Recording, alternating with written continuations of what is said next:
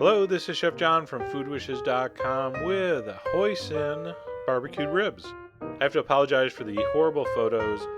If you've been reading the blog, you know I had a hard disk crash. I lost all these rib photos. So anyway, I got these really bad screenshots, which are all distorted from the heat and the reflection. But it was a nice recipe, so I'm going to show it anyway.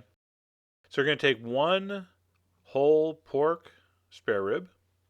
I'm going to trim off a little bit of the fat, just anything hanging. You don't really want to trim ribs too much. All right, then I'm going to cut it in half just to make it easier to marinate and kind of handle. Throw it in a Ziploc bag, the big heavy ones. And we're going to get our marinade ready, which is hoisin sauce. Really interesting story as far as the origins of hoisin sauce. Really interesting. All right, and some pineapple juice, which I had left over. See, this is just me using stuff up in the kitchen. So we got hoisin, we got pineapple, a nice big dollop of chili paste, sambal.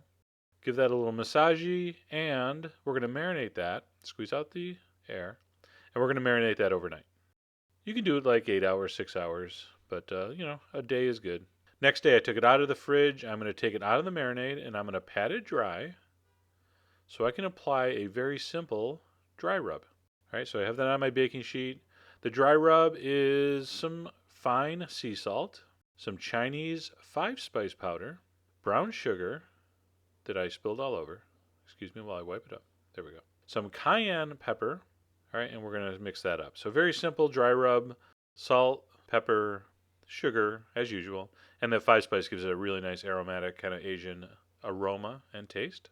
All right, I'm going to pop that in a 300-degree oven for an hour. While that's roasting, I'm going to get my basting sauce together. Very easy. Ketchup, rice vinegar, a little bit of soy sauce, a little bit of fish sauce, and a little shot of hoisin. Make it 2 shots of hoisin. All right, we're going to mix that up with my silicone basting brush. You got to get one of these. If you're using those old paintbrush with the bristles and the hairs that fall out, come on, get with the program. After an hour, I'm going to take out the spare ribs from the oven, and I'm going to begin a long process of building this glaze. So about every 15 minutes, I'm going to pull them out. All right, I'm going to baste both sides with the sauce. I'm going to put it back in the oven, and I'm going to keep repeating that. So put it in 15-20 minutes, pull it out, put some more on. Put it back in, 15-20 minutes, pull it out, put some more on.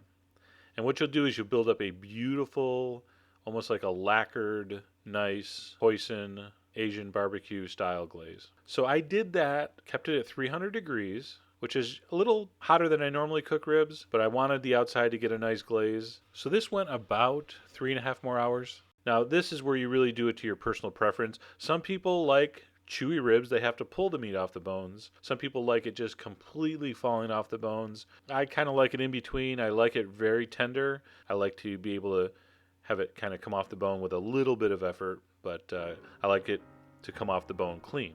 So for me, that was about 4.5 hours. Here's where I normally would have these amazing photos, just beautiful photos cut, placed on a plate with some Asian coleslaw and some whatever, but I don't. So you'll have to close your eyes and imagine. Or you know what? Make it yourself. Take some photos and send them to me, and I will repost them. All right? So anyway, give this a try. Go to the site. All the ingredients are there.